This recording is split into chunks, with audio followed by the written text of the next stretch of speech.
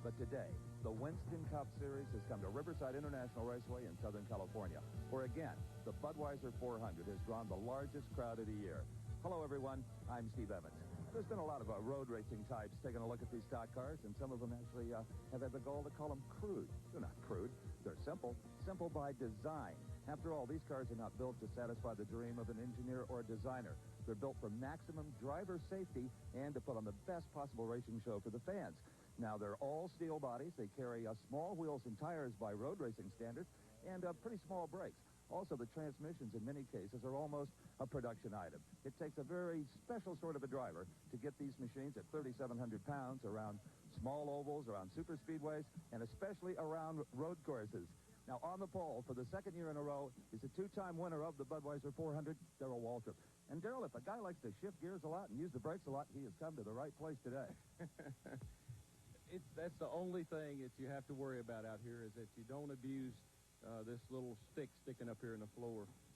You have a lot of leverage, and it's connected to a very delicate piece of equipment, the gearbox. And if you abuse that, then you're going to be out of the race early. So from a driver's perspective, we have a lot of fun driving out here, but it's a real test on you, too. You have to use your head. And contact on the ovals is a way of life. Contact here at Riverside can be disastrous. Well, you can get off in the dirt and finally, eventually, sometime or another, find your way back out on the racetrack. But you don't want to do that because it usually damages the suspension, or bend a ball joint, or knock the toe off in the car, and you can't drive it as well. But at least there are places here where you can get off and survive, unlike an oval where most of the time if you make a mistake, you pay the dreaded price. Have a safe race. We're looking forward to it. Okay, Brock? Thanks, Steve. I'm with Jeff Bodine. He'll start on the outside of the front row, and Jeff, as you know, is on a hot streak. The Daytona 500 winner and a man who has dominated Riverside prior to this race. And, Jeff, you got to feel pretty good about, with limited practice, starting on the outside here in the front. Feel real good about it. This is really the best I've ever qualified here, the best I've run in practice. We've won a race here a few years back, and if this is any indication how we're going to do in this race, we should have a good chance at winning, but there's a lot of tough competition next to me and behind me. It looks strong. Weather's perfect. Got the cool suit on, so that the old fatigue level shouldn't be a factor like they used to be here. Not at all. This is a short race relatively, and but we have the cool suit on. Got some air vents in here to keep things cool, and we're just hoping for a real fun day out here. It's a lot of work to get around this road course, but it can be fun if the car's working good and everything goes right. Okay, well, I hope it's fun for you, and we'll talk with you later. Thanks a lot. Thanks, Jeff. And now let's go to Steve with a third-place starter. Thank you, Brock. On the inside of row number 2 is another Junior Johnson car, teammate to Darrell Waltrip, Neil Bonnet. Neil, how important is it here to lead this race early, or is it? Well, you know, it's so easy for somebody to get off the track up through the S's or somewhere. It's going to be a key factor to try to get to the front and stay there. Anytime you're back there, the simple numbers are that there's a chance of something happening in front of you, so we're going to try to stay in the front if at all possible. What kind of a pit stop strategy are you looking at? We're going to let these guys in the pits make those calculations. They're going to let me mash these buttons and pedals and steer this thing a little bit, and I'll let them work on that. They'll just call me when they're ready. Do you like the road race, or would you rather be on a super speedway? I like to race anything. If you want to get a bicycle, we'll try that. But, you know, it's a different brand of racing for us, and it's hard for me to do. I have to work hard to run good on a road course, and hopefully I'll do my job today and we'll run good. We'll be watching. Thank you. Thank you. Brock? Steve, I'm starting with a man who, on the outside of the second row, former winner at Riverside, expert road racer, he tells me anyway. Well, you are. Darrell Waltrip told you that, I think. Now, we're starting third, but it looks like we're in the fourth position. The pole man's over here. Yeah, I don't understand that. If you're going into turn 1, you got to be in the outside of, that's got to be a disadvantage, I would imagine. Well, it doesn't help, and normally, you know, the third-place man starts behind the first place, right, you know, odd and even in each row, and somehow they've got it switched around here, but we're not going to take off and really try to put a hurt on them at first, if we're even able to. We're just going to ride and see if, hopefully everybody else's piece fades and ours will take off and run away from them. 2 stops or 3? Well, hopefully, if everything worked out right, the year we won it in '82 out here, we only made 1 stop. But I don't know how Harry's got the thing figured right now. I imagine if things work out right, we may be doing a 1 stop, but there'll probably be more cautions than that. Okay, well, all kidding aside, you do like this racetrack, and you run good here, so you got to feel pretty good about the way the car's qualified and set up. Well, I do, but I haven't won here since '82, and this is '86. We've never qualified until less than fourth, but we've never been on the pole. And we haven't won since '82. We've had a couple of shots at it, but seems like these guys that haven't won a race ever keep popping into it. Like when I won, I'd never won a Winston Cup race, so hopefully we can go back to old tradition and old hats will win here. A repeat winner from an old veteran, Tim Richmond. Good luck. Thank you very much.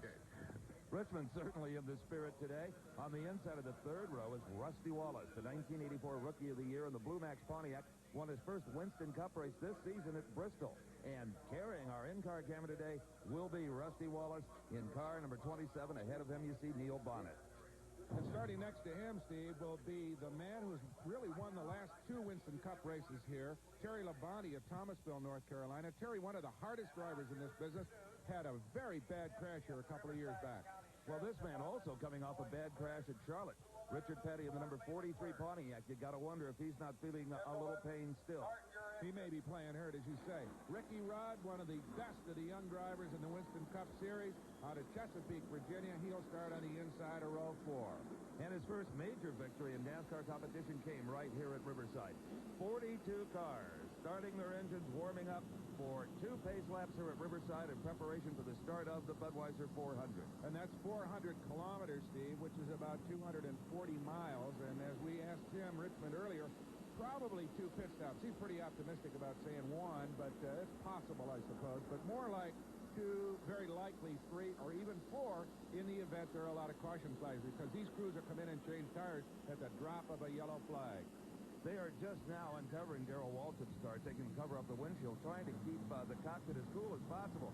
It's in the mid-80s, which may sound hot to you, but when you come to Riverside this time of the year, mid-90s is usually more like it.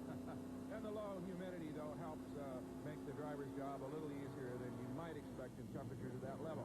Good, strong field here. A lot of the West Coast NASCAR drivers coming in to compete against regulars on the circuit, but Ron Esau, of course, one of the very best of the West Coast guys. Willie T. Ribbs, the young black driver who's trying to make his way in NASCAR competition. Doug Hebron, the super modified star from upstate New York, he's in it. Mike Waltrip, of course, Steve, is Darrell's younger brother. And also leading the points for Rookie of the Year this season. Also a fine young driver's hands you see right there, Steve. That is Rusty Wallace with our in-car camera. Now, Rusty, I think he ran down his career pretty effectively, former Rookie of the Year, but not too experienced in road racing. But I'll tell you what, one of the finest short track drivers in modern racing history.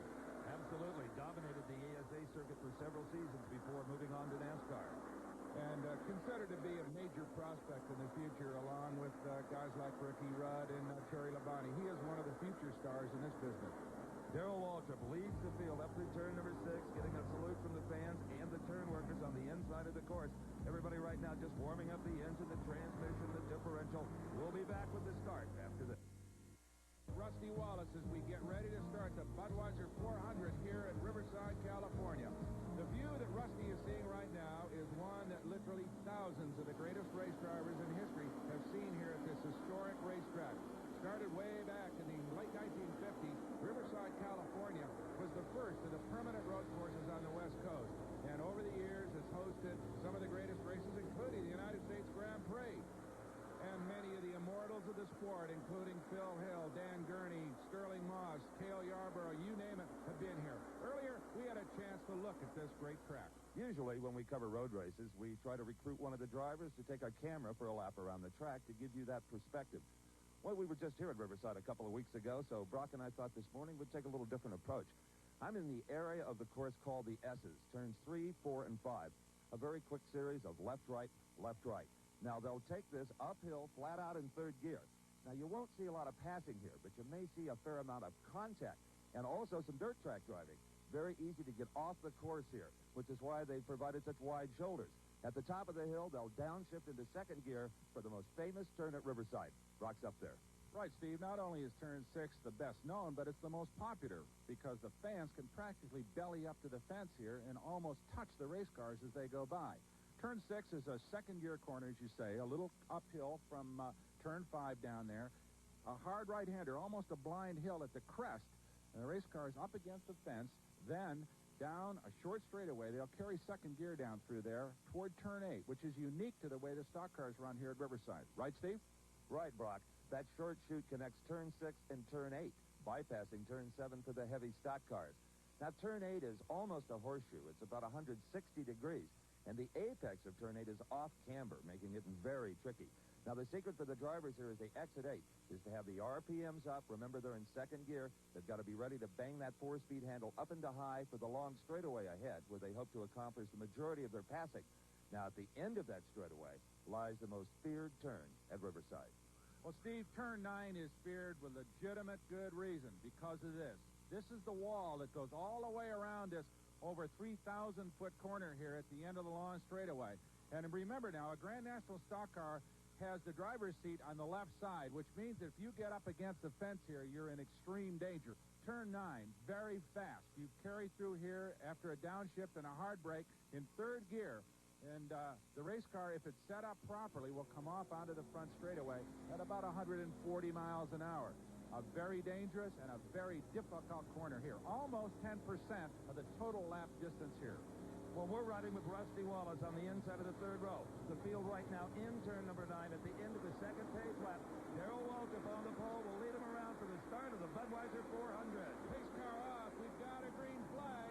And look at this. Waltrip jumps off the pole. He's got the line through turn 1. He should lead it. Everyone holding their breath, hoping this 42-car field can all get safely through turn 1. They do. And look at this. It is Jeff Bodine just ahead of Darrell Waltrip. Tim Richmond trying to muscle his way in there. Here's a good shot going up to the S's. We're with Rusty Wallace. He is in the 7th spot. Just ahead of him is Richard Petty, number 43 in the 6th position. But out in front, as they wind their way up towards turn number 6, is Jeff Bodine. Jeff Bodine, that car is stuffed down into second gear. Speaks to that hard right-hander at the crest of the hill in turn 6 and down toward turn 8 on that short chute. Here comes Bodine. Look at this. Wallace trying to get underneath Petty in turn 8. There's that little left-hander Steve talked about and heading out onto the long back straightaway. You'll see Rusty shifts up to the 3rd. He'll catch 4th in just a second. It looks like, Steve, maybe Petty can pull it a little bit on the long straight. Maybe, Brock, and on this straightaway, some radar guns have told us he starts hitting right at 170 miles per hour. And another look at Wallace as he goes through that little kink leading into the big right-hander they call turn 9. There goes the downshift into 3rd, setting up for that corner, moving in on Petty. Petty down in the dirt as they go through turn number 9. Wallace leaning on that wheel real hard. You can see a little bit of understeer on the automobile as he sweeps out against the fence. Almost nicked it down the front straightaway. And at that little bobble there, left Ricky Rudd get by him into the 7th spot. And battling for that 2nd position is the number 11 car of Darrell Waltrip, followed closely by the number 25 Pontiac. That is Tim Richmond. And here they come, slipping and sliding up through the S's. Look at Bodine, dirt tracking through the S's. Right behind him, Waltrip, then Richmond, and then the other Junior Johnson car with Neil Bonnet at the wheel. And let's remember, these are not the cars you have seen on the super speedways or the oval tracks this season. In most cases, all these teams have a special Riverside road race car. With a road racer, the weight distribution is more to the right side of the car for the right-hand turns here at Riverside. On an oval, all of that lead is on the left-hand side of the car, right, Brock? Basically, it's a short track race car that they've changed away from the left to the right side. The NASCAR rules require 55% of the weight on the inside. So what they do is change the oil coolers and the oil tanks and ballast, as you say, from the left to the right. And look at this, Tim Richmond on the outside, showing some muscle, and he moves in between Darrell Waltrip and Jeff Bodine. Richmond takes over the 2nd spot as they head down towards turn number 9.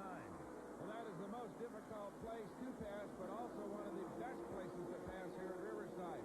It really takes some hard braking and some very deft handling to drive one of these 3,700-pound stockers into a 170-mile-an-hour corner and get by somebody like Waltrip. But remember, Steve, he told you earlier, Darrell did, that you've got to really feather foot these cars around and take care of the transmission. So it could be he's going to fall back and let Richmond and Bodine battle it out for the lead and maybe break one of those cars. Well, Richmond showed plenty of horsepower down the straightaway. Now let's see if he's got the handling as they come up through the S's towards turn number 6. Certainly losing no ground to this man, Jeff Bodine, who's out in front. Well, 2 of the real young lions here in NASCAR going at it for the lead as they sweep through turn 6 and head down that little short chute for turn number 8. Remember we said they're in second gear right here. Here comes a hard brake by Bodine as he cranks into that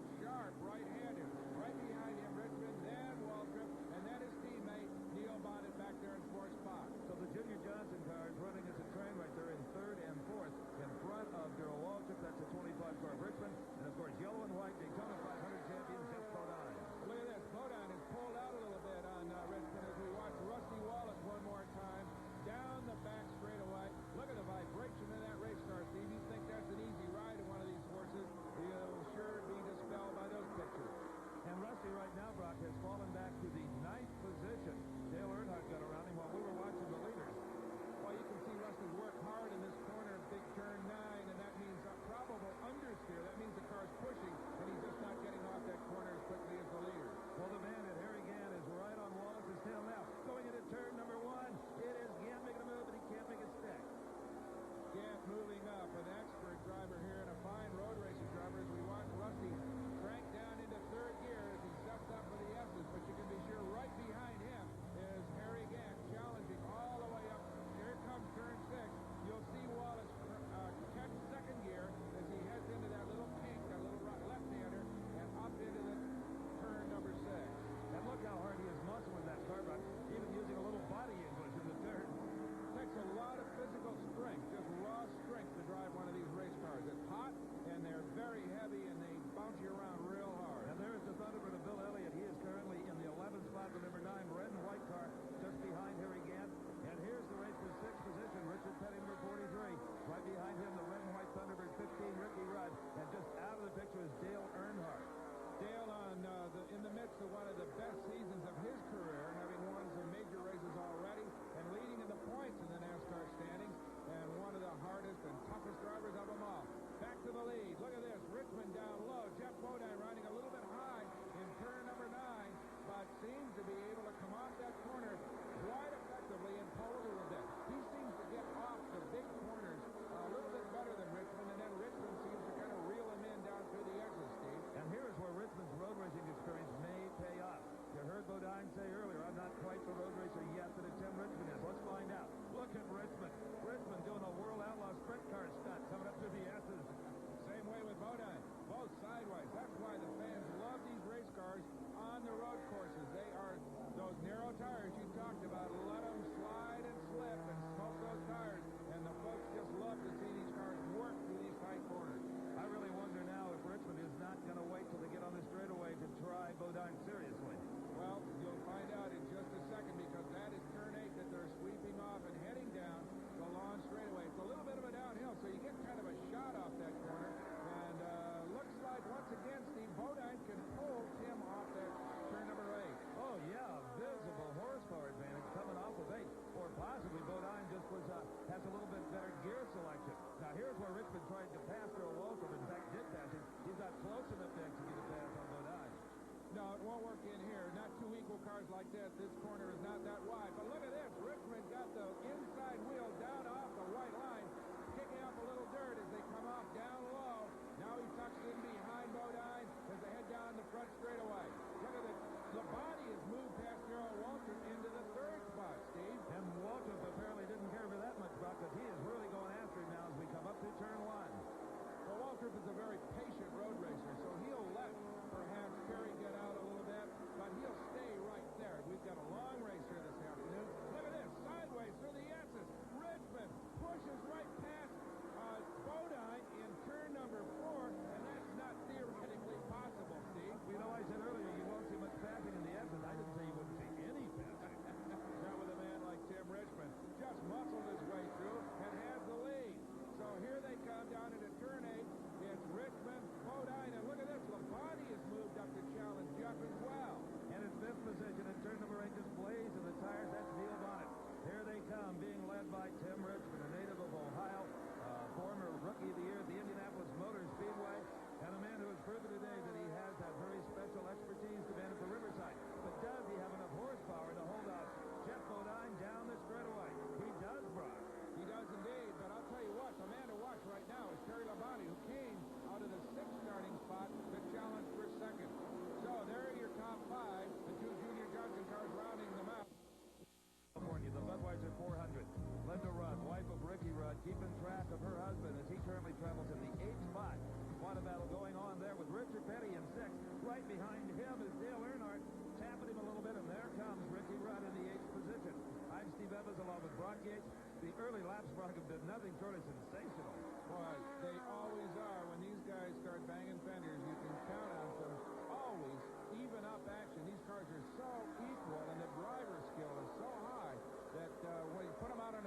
course like this, and they'll compete all the way around as we watch Richard Petty and Dale Earnhardt go into turn number 9. Now look at this. Earnhardt tries him on the outside of turn 9. Can he make it stick? What a gutsy move on the part of Dale Earnhardt. But the problem is this corner narrows up. Look at Earnhardt sideways, and he slipped up against the fence, and Richard Petty holds on. But once again, Earnhardt challenges in turn 1, and this time he'll make it stick. What a move. This man, perhaps the bravest of them all, Dale Earnhardt, a man who uses just sheer physical strength and desire oftentimes to drive a race car harder than it ought to be driven, showed the kind of talent that he has with that absolutely phenomenal run around turn number 9. Not supposed to do that either, Steve. No, indeed. And Richard Petty now in the 7th position, and he is starting to see a whole lot of Ricky Rudd in his mirror. Well, Richard perhaps is starting to feel those aches and pains that he picked up, as you mentioned earlier, in Charlotte.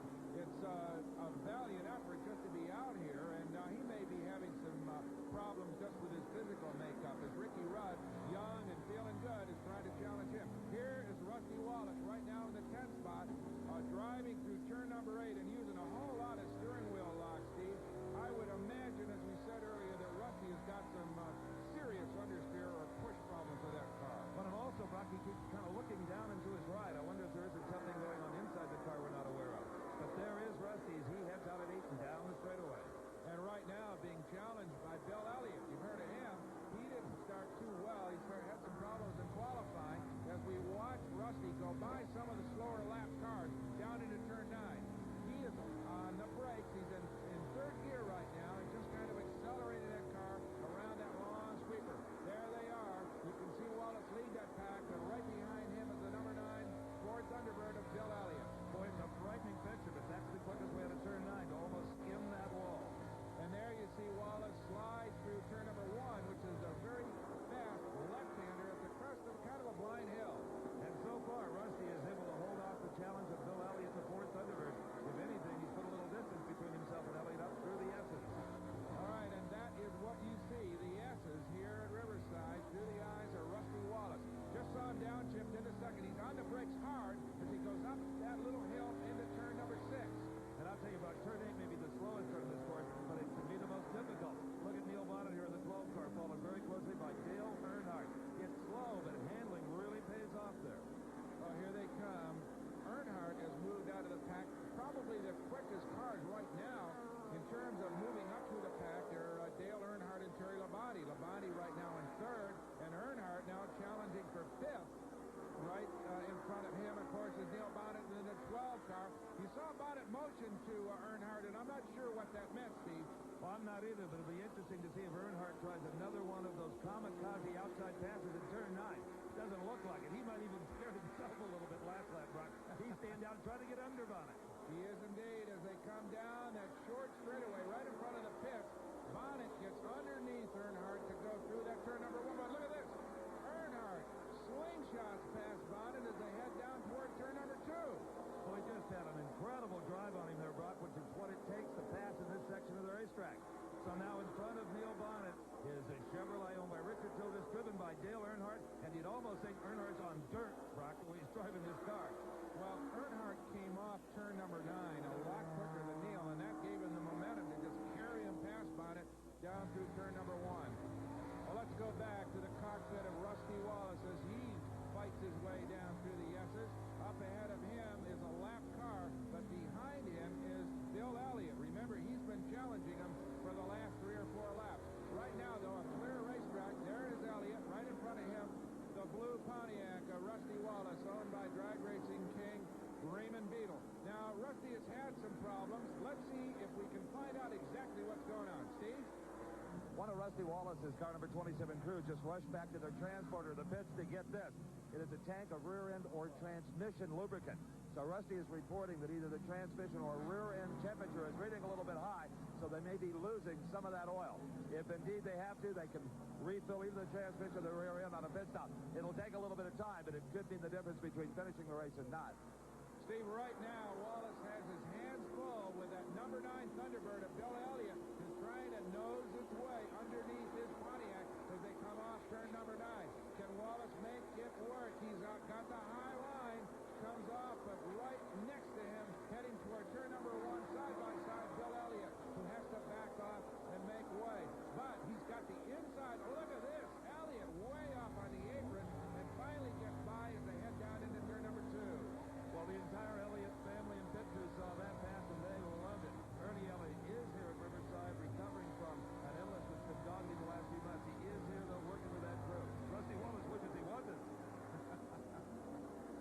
So far, a very frustrating afternoon for Rusty, whose car simply is not working as well as everybody else. Because right now, that number 22 Buick of Bobby Allison is moving into challenges.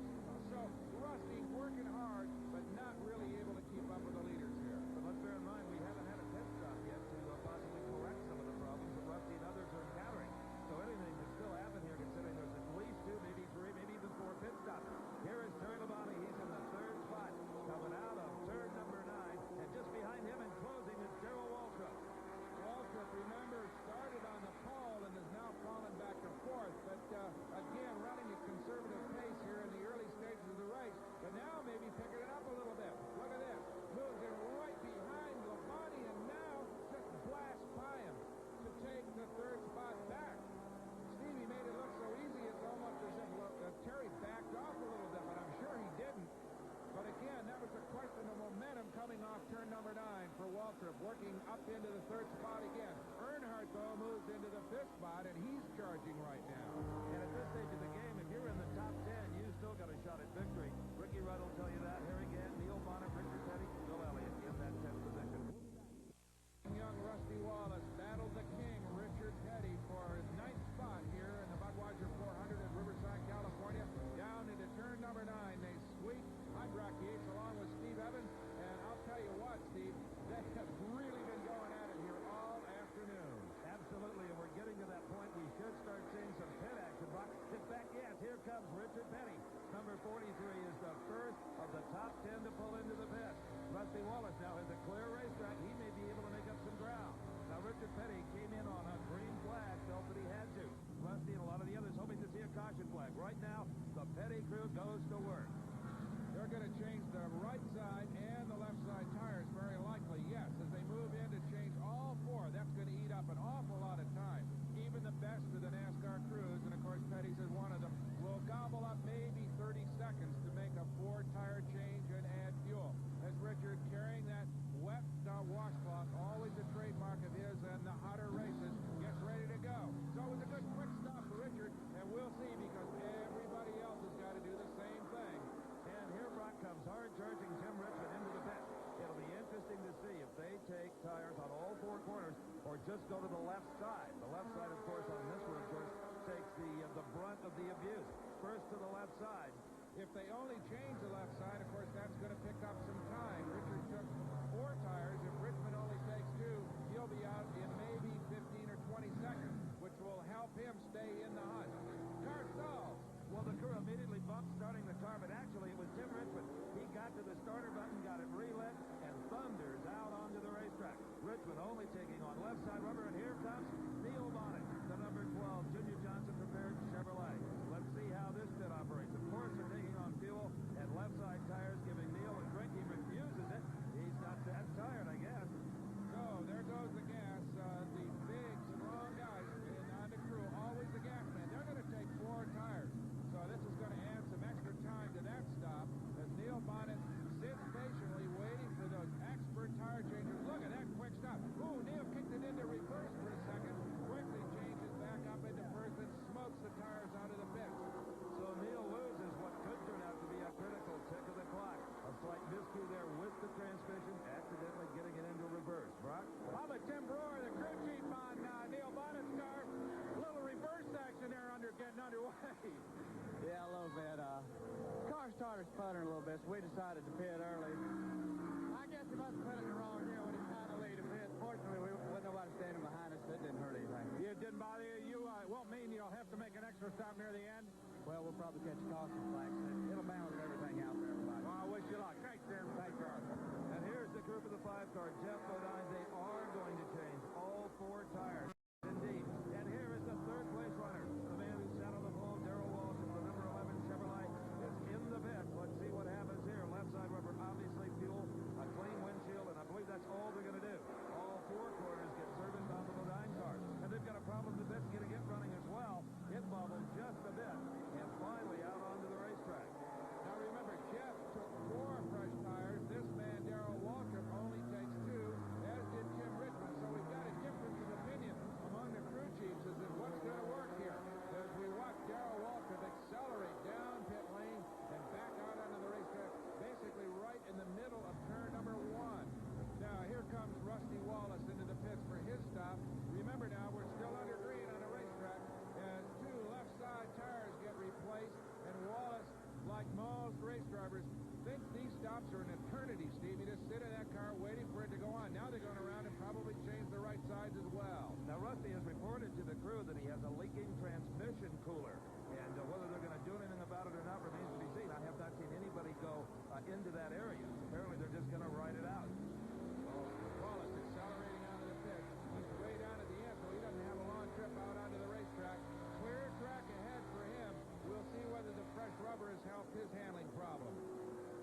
these race cars are so heavy, almost 2 tons, and they ride on relatively small tires, tires can be critical.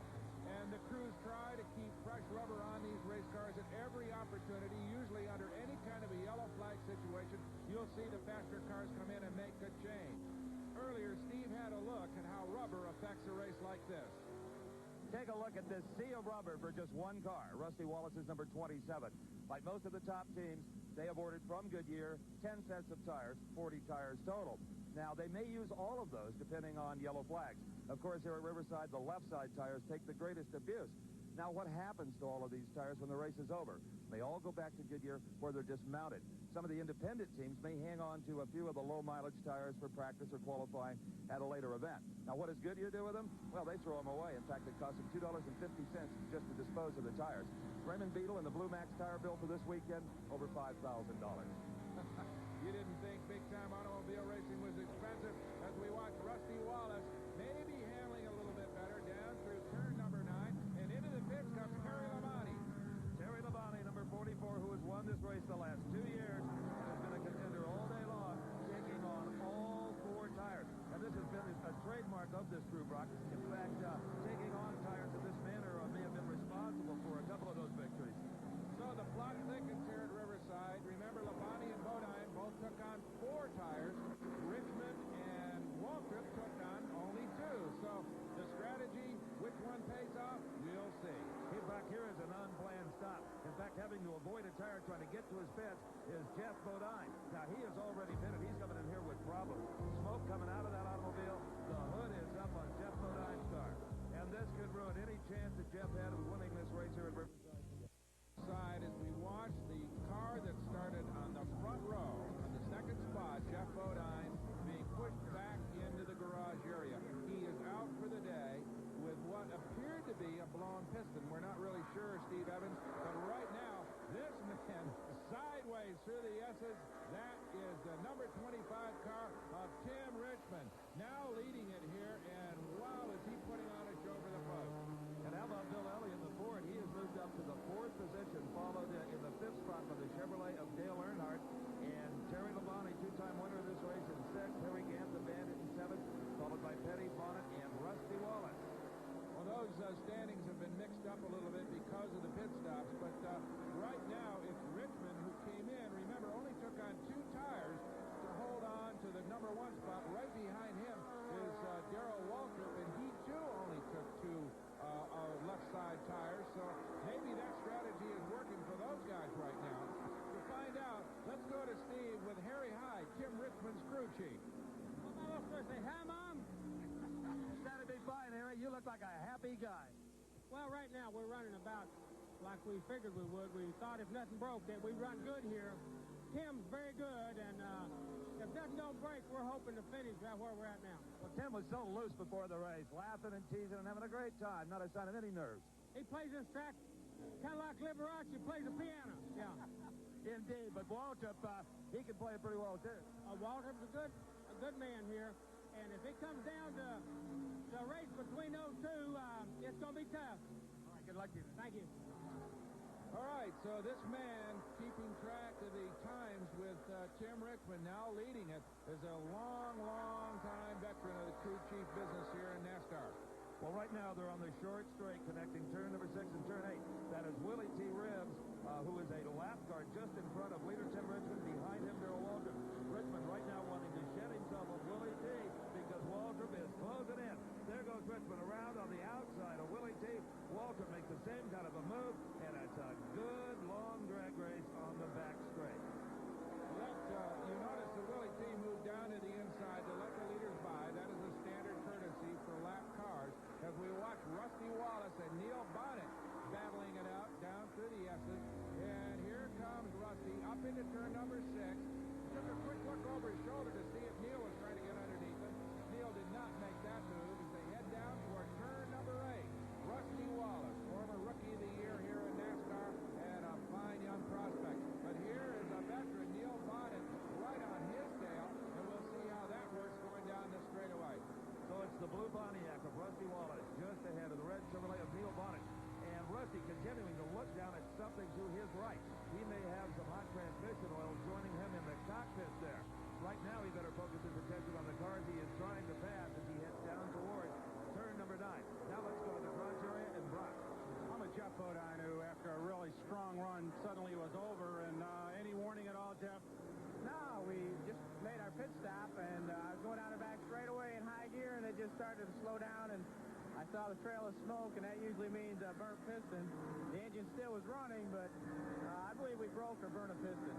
No warning, no oil pressure, no heat or anything like that, just all of a sudden smoke, huh? I was running great. I was having a lot of fun out there. Tim and I kind of pulled away from everybody. We had some problems on our pit stop. Got a little bit behind, but still early in the race. We had a lot of time to make it up. Car was working great. Everything was going good. Just a little old piston in there decided to quit working.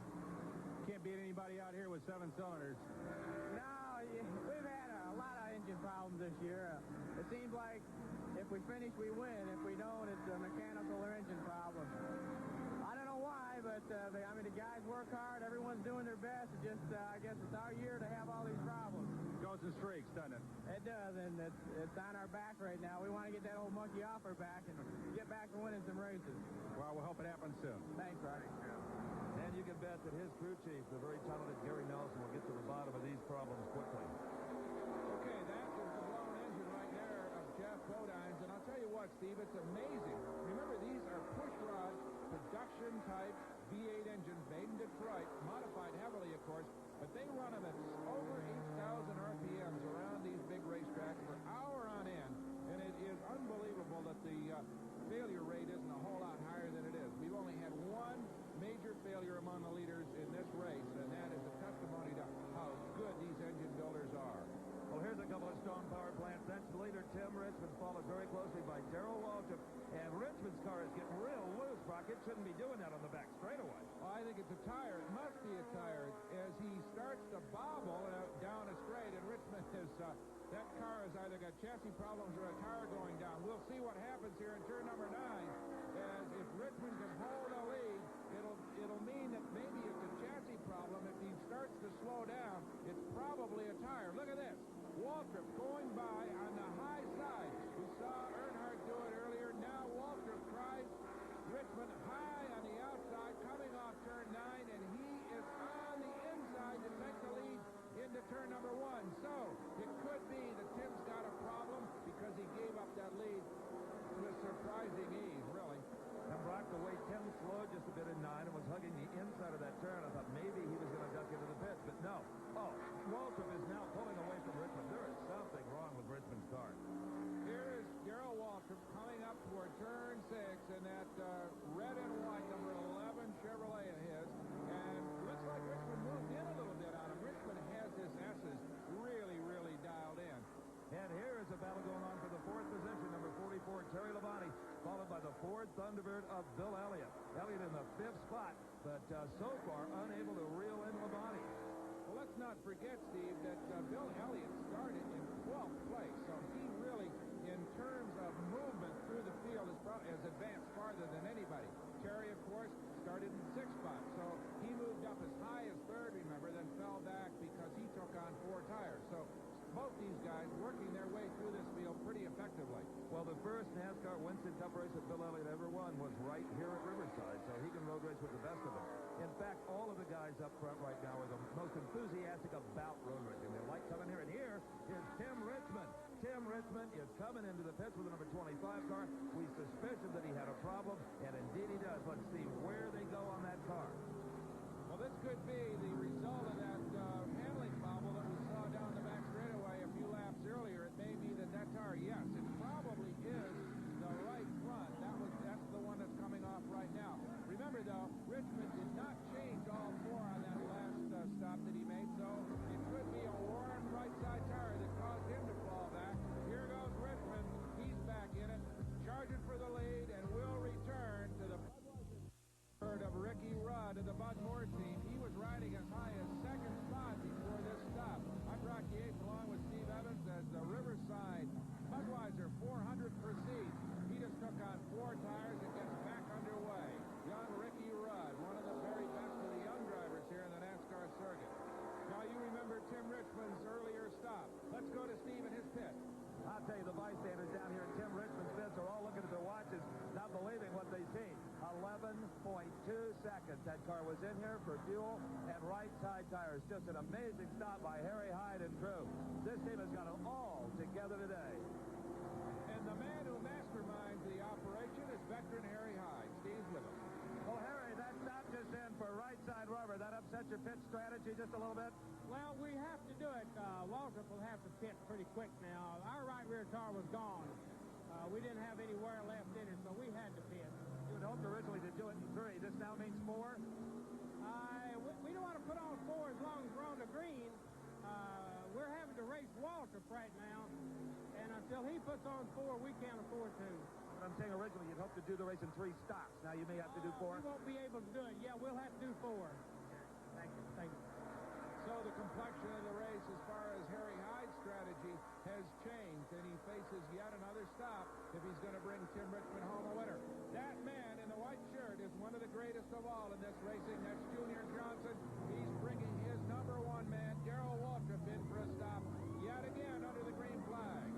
Well, Junior has instructed the crew to put rubber on all 4 corners, and of course the normal service work, gas, fuel, and refreshment for the driver. Now the jack will swing around, yes, to the right-hand side of the car. Look at the style of the jack man as he slings it right under that perch, and Junior now just barking orders if he needs to. But this crew appears to be awfully well drilled. Everybody is on the radio, and they can communicate with the boss, Junior Johnson. Let's go to Brock down in that pit area after a great stop. I'm with Junior Johnson, Darrell Waltrip, car owner. Junior, that was a good quick stop. No chassis changes, apparently. Well, right now the chassis is working real good, and till, you know, it gets a little slick or something, I don't anticipate any chassis changes at this time. Junior, will you change 4 if you stop again, or do you think you can go the rest of the way? I think we're going to have to change 4 sometime before the end of the race, because it's beginning to get slick. New tires are working a lot better, so I anticipate our next stop being a 4 stop also. Thank you, Junior. It was indeed a fine stop, and that stack of rubber in all of the pit areas is starting to shrink now as they go through it on this hot Riverside afternoon. Here is Rusty Wallace. Now he is duking it out there with Richard Petty for that 4th position. Number 9, Bill Elliott pitted, so that resulted in these 2 fighting it out for 4th. Well, remember, they started this race nose to tail and got separated in the early going, and now they're right back together again as we watch Rusty Wallace riding right in behind Richard Petty down into turn number 8, sliding through there. There they go through that quick little left-hander and out onto the long straightaway. Now a drag race toward turn number 9. Let's see who can win this one. Rusty seems to be staying right with Richard down the straightaway. In fact, he may be trying to make a move on him. Yes, he's going to get by him underneath the bridge here, halfway down the straight, and he's got a line in that little left-hander heading toward turn number 9. Now, we expected to see a lot more passing really on the back straight. The NASCAR guys always surprise you, though, Brock. They don't care where they pass. They'll get it done anywhere at Riverside. For the open-wheel road racing cars, usually it's on the back straight. Rusty Wallace coming off turn number 9, having taken over 4th spot and blown past Richard Petty. Now, down into turn number 1, as you can see, kind of blind. There's a bump there, tucking down onto the inside, catching the apex and heading toward turn 2. So Terry Labonte now leads it. Harry Gant, through some good pit stops, has moved up into 2nd spot in that Hal Needham number 33. And Darrell Waltrip, because of his stop, has now fallen back to 6th. We're back at Riverside, California, and you can see from Rusty Wallace's in-car camera that the pace has slowed considerably. The caution flag is out because we've had a whole accumulation of debris, little bits and pieces of these cars coming off in their very fast turn number 9. They put the caution out, slowed everybody down, cleaned the racetrack up. All the leaders have pitted, and that, Steve Evans, has jumbled the order substantially. That's for sure, Brock. Number 44, Terry Labonte, the Chevrolet, is now on the point. Right behind him in the 2nd spot, number 11, Darrell Waltrip. Now they will get a start coming out of turn number 8. The green is out down the back straightaway. Labonte on the inside, the blue and white Chevrolet, number 44. The 48 car is a lap machine. That is Waltrip now on the outside. He is going to try to tuck in behind Labonte as they go into turn number 9. So basically what we have here is a brand new automobile race. Everybody with fresh rubber, full tanks, and ready to go. Terry Labonte moving through turn number 9 in fine style. Remember, he's won here the last 2 road races that NASCAR staged in Riverside, so he is a familiar face in victory lane. But right now, his hands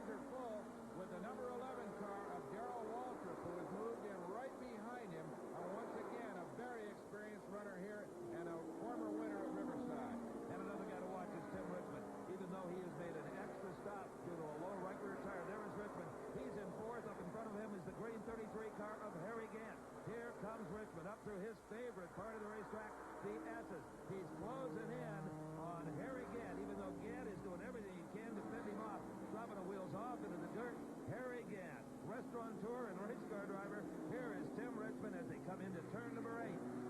So Harry moves down through turn 8 with Richmond right on his tail.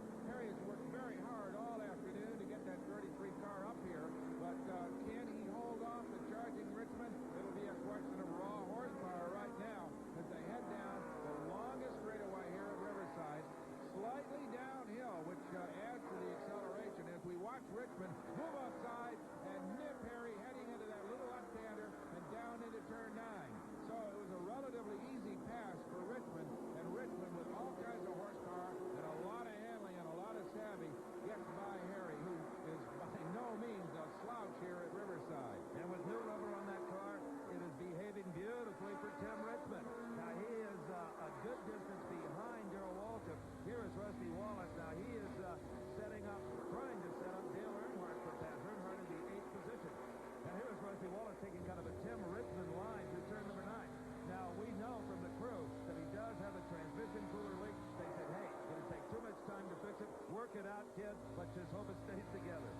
Well, there they go, down through turn number 1, and Wallace staying right with the charging Dale Earnhardt. You saw the downshift into the turn number 2. They'll run the S's all the way up through here in 3rd gear, heading toward turn 6.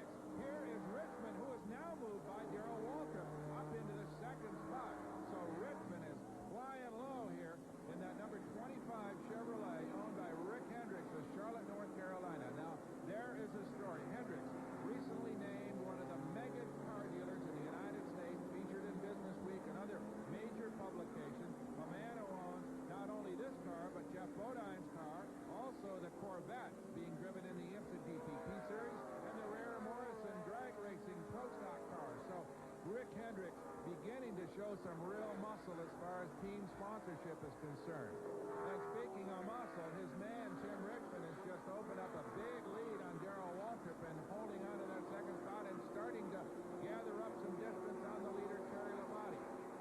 So remember that name, Rick Hendricks, as we go to Tim Richmond's pit, always full of pretty ladies, this one keeping track of his lap chart. But now Steve is with Rick Hendricks. Well, Rick, with that extra unplanned stop for that right rear tire, there's only one man that can win this race down. It's Tim Richmond. He's not conserving anything at this time. No, Harry just told him he's catching Labonte, and I think everybody's got to stop one more time. And but Tim is really, he's not backing off now. He's going on. So it looks like he's got the car that can do it. As Harry said, Tim plays Riverside. Little Liberace plays the piano. Well, I tell you, he qualifies every lap out here. He's just quick. Good luck. Thank you. Rick Hendricks, a man, as we said, who will be a major influence in the sport of automobile racing for years to come. As we watch the race for 4th, that's the number 33 Chevrolet of Harry Gant being followed and challenged now by the number 15 Thunderbird of Ricky Rudd through turn number 9. Harry Gant worked hard all day long, kind of quietly crept up among the leaders, got as high as 3rd, and now sits in the 4th spot. And this is very reminiscent of Harry Gant's performance here 1 year ago. Almost exactly the same scenario. He was running in this position at this point in the race a year ago. Now here is the race for the 6th position. 43, Richard Petty is in 6th. And there is the always aggressive number 3 Chevrolet of Dale Earnhardt right behind him. Rusty Wallace back in the 8th place. And Neil Bonnet is apparently having some problems. In fact, he is really faded. Well, Rusty is apparently corrected whatever problems he had in the handling department, because now he's moving a lot with a lot more authority out there, right in behind Dale Earnhardt, who again is challenging Richard Petty on the inside of turn 6. A very difficult place to pass, and look at this. Rusty muscles his way by on the inside of Dale Earnhardt to take over that 7th spot. If you're wondering what happened to our in-car camera, so are we. Maybe some of that transmission grease got into it. Terry Labonte, how long can he hold on to 1st place the way Tim Richmond is closing? Of course, Darrell Waltrip, he's always in any car race if he's as far up as 3rd. Rounding out the top 10, the 400 has kept over 40,000 race fans on their feet. I'm Steve Evans along with Brock Yates, and that is the battle for the 6th position. The King, Richard Petty, in number 43. Right on his bumper is number 27, Rusty Wallace, who has really started to come on to the last few laps. And there is Wallace. A clean pass going into turn number 9. Wallace is now 6th. Well, we got Wallace by Dale Earnhardt just a while ago up in turn number 8, and now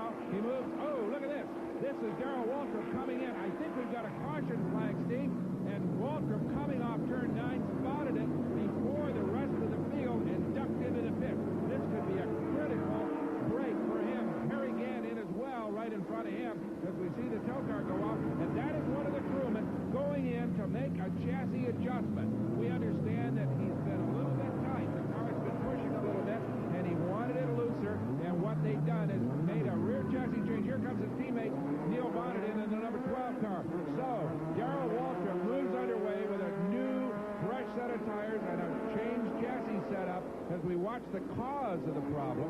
That is Dave Marcus's car up in the S's, and he is off on the dirt, but they called a caution to get his car cleared away before they let everybody go under green. Well, what a break for Darrell Waltrip. He saw that yellow just in the nick of time to duck into the pits, and that should be his last planned pit stop of the day. And when something goes wrong, or they should catch a yellow in close competition towards the end. Now here comes Terry Labonte and Tim Richmond behind the pace car, and you know where they're going, right to the pit. And they're pitted very close together. Now here is Labonte. Richmond is trying to pass him coming down pit row. Trying to get ahead of Labonte. Yes, indeed he does. Richmond's pit is located in front of Labonte. That may work for both drivers. Oh, man, this is going to be something. Pit crew competition coming up. What a hustle coming down pit lane. They were running almost as fast as they do on the racetrack. That is Labonte's crew going to work on the left side. They'll change that rubber. We'll see whether they go for the right side rubber or not. Okay, here comes Richmond's car. They will not change. Yes, they're going to go around and change all four under the yellow here at Riverside. The same is true for Terry Labonte. So both these guys are going to go onto the racetrack, Steve, with fresh rubber all around. And it looks like Harry Hyde's crew may have a little edge over Labonte's crew. Yes, it is Richmond ducking out first. And look at Terry Labonte blazing the tires right out behind Tim Richmond. Boy, that is NASCAR stock car pit action at its best. Two beautifully trained crews working under extreme pressure. And really, it was a Mexican standoff as far as who won that duel. Tim Richmond got in a little bit ahead and went out a little bit ahead. But right now, your leader is Darrell Waltrip, who took advantage of that caution flag in a classic fashion, got into the pits and backed out to really establish a long lead over his two major rivals. So Ricky Rudd also caught that caution right and moves into second, while Richmond and Labonte are down at 6th and 8th, respectively. Now, the man who is choreographed, so to speak, Ricky Rudd's move up into second spot is the veteran car owner, Bud Moore. Well, Bud, the crew has done all they can now. It's up to the race car drivers. Well, right now it's up to them, about the two drivers, the drivers see what's going to happen. So we don't have any more stops. It's left up to them. Ricky looks like he's got plenty of power down the straight. Yeah, we're running awful good. We're a little bit slow coming off turn 8. All right. You heard Bud Moore say it. With 15 laps left here at Riverside, it's up to the drivers. The green will come out, and they'll race to the checkered flag. Ready fourth, now closing in on number 27, Rusty Wallace, who had a great restart and got that third place. How long is he going to keep it? Not long, Brock Yates. Right. Here comes Richmond down that short chute for turn 8, and he is inside Rusty Wallace and has moved up into the third spot. But look at Harry Grant, also challenging Rusty. We've got races all over this track, Steve, that has just been a jumble of standing, moving back and forth, classic NASCAR-style stock car racing. But I got to tell you, the quickest lap times being turned right now are by that 25 car as he heads down under the bridge on the long back straightaway. There is Tim Richmond with Rusty Wallace right behind him. Wallace is not going to catch Richmond if this car continues to run as it is right now. Well, there goes Richmond. Of course, up front is your leader, the number 11 Chevrolet of Darrell Waltrip out of the Junior Johnson team of Ronda, North Carolina. Here comes Waltrip off turn number 9, and here, right back there, you can see the interval, is Tim Richmond. In the middle of them, of course, in second spot is Ricky Rudd. And now, let's go to Steve in the Richmond pit area. Well, I'm not about to bother that man, Harry Hyde, as his driver, Tim Richmond, continues to catch Darrell Waltrip. In fact, I won't even tell Harry that he, personally, is $1,000 richer. He has just been named the TRW Mechanic of the Race. An extra $1,000 little walking around money for Harry Hyde. He wants a lot more than that, and he hopes Tim Richmond can give it to him in the next few laps. Well, the watches in Harry Hyde's hand are telling him the story. Richmond is turning some very quick laps out there and slowly moving in on the two leaders, Rudd and Waltrip. But Richmond isn't the only man that's charging out here. The number 44 blue and white Chevrolet of Terry Labonte is charging through the field. There he is. He's moved past Harry Gant and right now challenging Dale Earnhardt as they come down the back straightaway. And Terry Labonte right now is in a perfect drafting position to get by number 3, Dale Earnhardt, for that 5th position. And look at Tim Richmond. He just blows by Ricky Rudd to take over the 2nd position. And Darrell Waltrip is not all that far in front of him. Richmond doing an incredible job, considering he has one extra stock. Right, and he sits now in the 2nd spot and may challenge for the lead. There you see, coming down the front straightaway, the three leaders. The 25 car, Tim Richmond, in second spot. Behind him, the number 15 Thunderbird of Ricky Rudd. And just ahead of him, the 11 car leading it. That is Darrell Waltrip. And going down into turn number 2, his rear view mirror is full in the 25 car Richmond. Absolutely, Darrell Waltrip has not had a victory all season long, even though he's second in points. In fact, this race marked his first pole position of the year. But how about Richmond? He is using those curves like a motocross racer would use a berm, actually using them to his advantage. Sideways everywhere is Richmond. He is just showing no mercy to Waltrip here. He's got to get around him, and he knows it. Only a few laps to go. And here they come down into turn number 8, that loop that is so critical for a launch down the back straightaway. Come off it slowly, and you won't get by your antagonist. It looks as if Richmond got a good launch, Steve. He may pass Waltrip. Well, he's in a perfect position, getting a little bit of a toe off the Chevrolet of Darrell Waltrip. Let's see if Tim Richmond gets Waltrip. Yes, exactly where he got Ricky Rudd. Going in at turn number 9, your leader is Tim Richmond. A beautiful pass. There he goes, the number 25 car into turn number 9. Waltrip comes back at him in the center of that big sweeping corner. Will he try him on the outside? No, he's going to tuck in underneath Waltrip as their pit crewman show them 3 laps remaining here in this race. It'll be interesting to compare the styles of these two drivers as they head up through the S's. Richmond has been using more of the racetrack than Waltrip, but right now Darrell's got absolutely nothing to lose. Only 3 laps to go, as Brock said. Tim Richmond just in front of Darrell Waltrip, up through the S's, headed towards turn number 6. And look at Richmond. He is all over the racetrack, now also with Waltrip. But overall, Waltrip has been a lot tidier through the S's than Tim has. Tim has used, as you say, a whole lot of racetrack and maybe using up a little bit more rubber than Darrell. And with this kind of action, you can see why NASCAR is talking about more road racing with these Winston Cup cars. They'll be going to Watkins Glen later this year. Of course, the season will close out here at Riverside. Now, here is Darrell. He is closed up thanks to some lap traffic there. That 38 car allowed him to move up a little bit on Richmond. Who's got the most horsepower down the back straight? Is it Harry Hyde's car? Is it Junior Johnson's car? Well, last lap, it was certainly Harry's car as we watched Tim Richmond just blast by Darrell Waltrip right about here. But at this particular point, Richmond holds on. In fact, moves out a little bit on Darrell on that back straightaway and down into turn number 9. It would appear, based on that lap and the lap just before it, Steve, that Tim Richmond has the edge in horsepower on Waltrip. Now, when they cross the stripe this time, there will be 2 laps to go. Richmond and Waltrip there. 2 laps remain of the Budweiser 400. Tim Richmond, about a 4-car length advantage over Darrell Waltrip. And seemingly opening it up a little bit. Remember, the last lap we saw, Richmond and Waltrip entered turn number 6, bumper to bumper. But now it looks as if Richmond has opened up a little bit. But a lap car coming up, that could play a role in the next couple of feet. Look at this. Big problems in turn number 9. It is J.D. McDuffie, Harry Gett, and Michael Waltrip. And oh, Lord, in turn number 1, Jerry Labonte has driven through a concrete wall. We'll get back to that in a moment, but let's not forget, the caution will come out, but the leaders will race to the flag. So down the back straightaway they come. It's still a race for these guys. There is Darrell Waltrip's wife, Stevie, very concerned. They're going to come around turn 9 and race to this flag. Let's see what happens. It is Tim Richmond with the advantage. Darrell Waltrip, this race will undoubtedly finish under yellow. So this is the last lap. Richmond got down a little bit too low. Richmond now with both inside wheels off into the dirt. Now he goes a little high. That's get over the door for Darrell Waltrip. Sideways is Richmond. Look at this. This will be the finish of the race. It is Darrell Waltrip. You know that yellow is going to stay out. Look at Junior Johnson's crew. An incredible move. What a pass sideways by Darrell Waltrip underneath Tim Richmond coming off turn 9. An incredible pass. The last few feet of this race under green. The caution is out. And as you said, Steve Evans, it'll doubtlessly finish under the caution.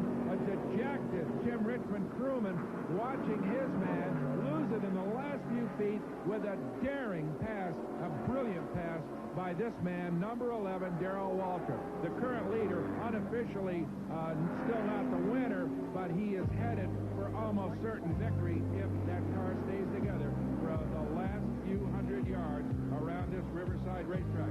What a finish here.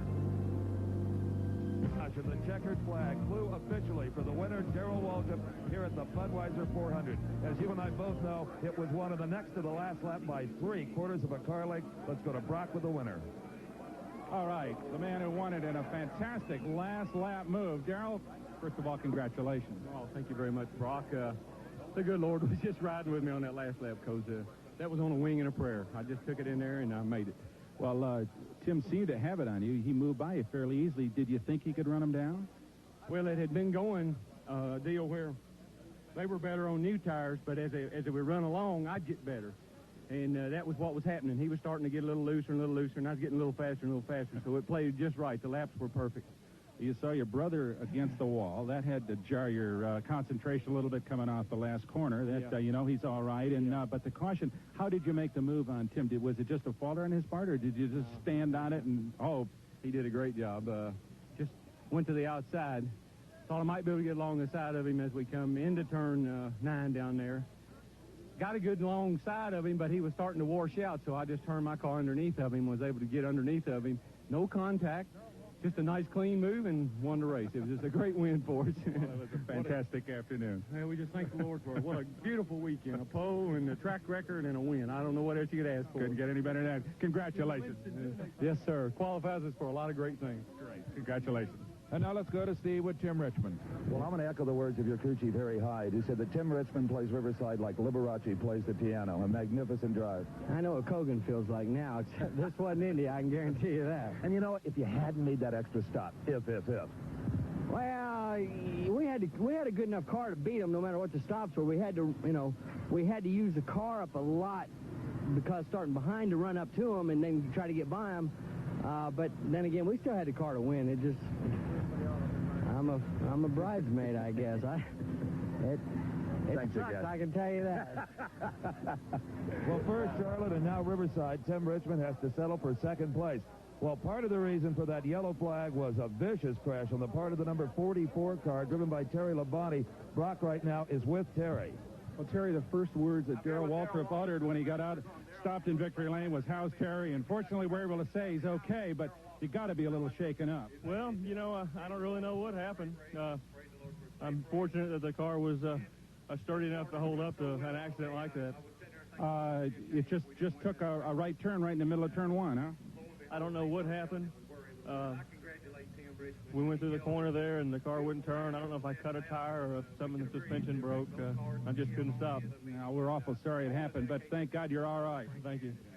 Indeed, he is just fine. Darrell Waltrip, in dramatic fashion, wins the Budweiser 400, followed by Tim Richmond, Ricky Rudd, Rusty Wallace, and Dale Earnhardt. Rounding out the top 10, Richard Petty finishes in 6th. Bobby Allison works his way up into the 7th. Neil Bonnet in 8th, Harry Gant 9th, and Glenn Stewart started way back in 22nd, finishes in the 10th spot. And now Steve is with our 4th place finisher, Rusty Wallace. Well, you're the man that really knows, but from our vantage point, it looked like you were awful loose. Maybe the tires were just about gone. Well, I just missed on the setup just a little bit, but we brought it home a 4th place, and the guys did a great job on the pit stops and everything. And, as tired as we are in the point race, that Blue Max Audi Guard Pontiac run well again today. They run flawlessly, It's just, I just got to get some more experience on this road course and be able to tell the crew chiefs, what needs to happen. And I've been missing a little bit here and there, but, we're learning as I go. And it was a good run. I'm happy with it. I had a cool suit on. The thing ran out of ice and about cooked me. So those things are worse when they're not working, I'll tell you. Well, congratulations on a good drive. Thank you very much.